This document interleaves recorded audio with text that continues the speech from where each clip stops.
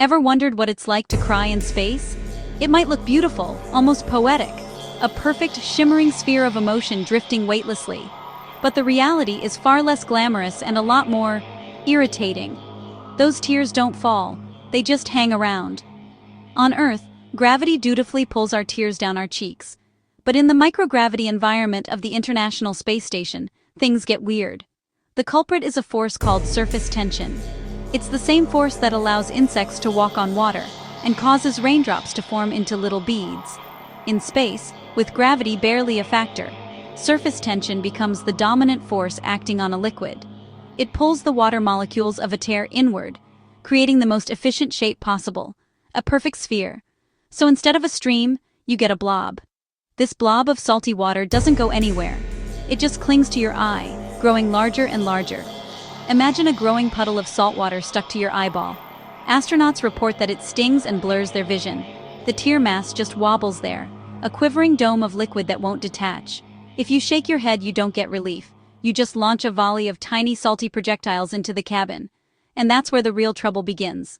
These free-floating spheres of sadness become miniature hazards. They can drift into sensitive electronic equipment, causing short circuits. They can float onto instrument panels, obscuring critical readings. Or worse, they could be inhaled. That's why astronauts have specific protocols. They can't just have a good cry. They have to manage it, typically using a towel or tissue to carefully absorb the tears directly from their eyes before they can escape. But what about outside, during a spacewalk? Science fiction loves the image of a single frozen teardrop drifting poetically into the void. It's a powerful visual, but it's pure fiction. The vacuum of space is an extreme environment. When a tear is exposed to it, it doesn't freeze first. It boils. The near-zero pressure causes the liquid to instantly vaporize in a process called boiling. The tear would flash into gas so quickly you'd barely see it. Any part that did manage to freeze would do so through a process called deposition, turning directly into ice crystals. But you wouldn't get that perfect cinematic frozen teardrop. The universe, it seems, is less concerned with drama and more with the laws of thermodynamics. We've seen this physics in action thanks to countless experiments aboard the ISS. Astronauts have spent hours studying the behavior of water in microgravity. They've injected air bubbles and colored dyes into floating spheres of water, watching how fluids mix without the influence of convection. They've used sound waves to move droplets and studied how they behave on different surfaces.